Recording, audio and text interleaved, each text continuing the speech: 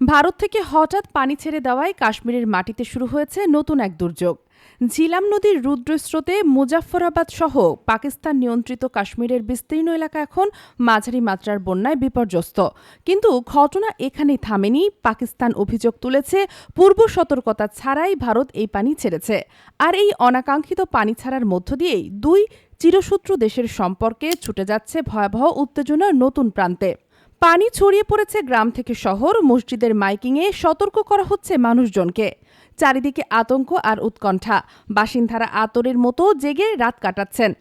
একজন হতভাগা কৃষক ভেঙে পড়া কণ্ঠে বললেন, আমাদের ঘরবাড়ি ফসল সব পানিতে ভেসে যাচ্ছে, বাঁচব কিভাবে? আর ঠিক তখনই ভারত ঘোষণা দিয়েছে ১৯৬০ সালের ঐতিহাসিক সিন্ধু নদ পানি চুক্তি স্থগিত। পাকিস্তানের জাতীয় নিরাপত্তা কমিটি একে সরাসরি যুদ্ধের ঘোষণা বলে আখ্যাই দিয়েছে। তাদের হুঁশিয়ারি, পানি আমাদের প্রাণরেখা, এটা বন্ধ করা হলে প্রতিরোধে সামরিক জবাব দেওয়া হবে। পাকিস্তানি সিনেটর ইরফান সিদ্দিক এর চেয়েও ভয়াবহ দাবি তুলেছেন। মোদী সরকার নাকি কাশ্মীরকে নতুন ফিলিস্তিন বানাতে চাইছে।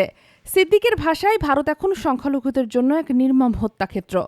আর পেহেলগামে পর্যটকদের উপর সাম্প্রতিক হামলায় ২৬ জন নিহত হওয়ার ঘটনাও যেন তেলের উপর আগুন ঢেলেছে। ভারত সরকার পাকিস্তানকে দায়ী করেছে এবং তার পরপরই সিন্ধু নদের পানির প্রবাহ থামানোর প্রস্তুতি চলছে। যদিও এখনও সে ধরনের অবকাঠামো তৈরি হয়নি, কিন্তু হুমকি বাস্তব। টিআরএফ নামে এক সংগঠন যারা হামলার দায় স্বীকারের অভিযোগ অস্বীকার করেছে, বলছে এটা ভারতীয় সাইবার গোয়েন্দাদের রাষ্ট্রীয় প্রোপাগান্ডা।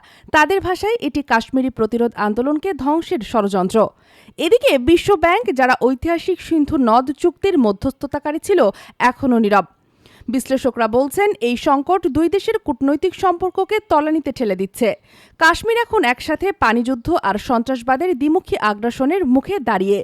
পাকিস্তানের জনগণ সামাজিক মাধ্যমে ক্ষোভে ফুঁসছে। অনেকে এই পরিস্থিতিকে বলছেন পানিযুদ্ধের সূচনা। পাকিস্তানি রাজনীতিকরাও জনগণের ক্ষোভকে পুঁজি করে কাশ্মীর ইস্যু নিয়ে ময়দান গরম রাখছেন। কিন্তু যদি এই উত্তেজনা সত্যিই সামরিক সংঘর্ষে পরিণত হয়, তবে পুরো দক্ষিণ এশিয়া ভয়াবহ অস্থিতিশীলতার দিকে ধাবিত হবে।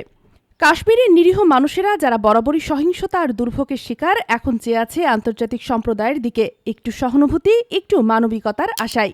কিন্তু বর্তমান ভারত পাকিস্তান অবস্থান দেখে মনে হচ্ছে শান্তির আশাটা হয়তো আরও দীর্ঘ পথ পাড়ি দিতে হবে।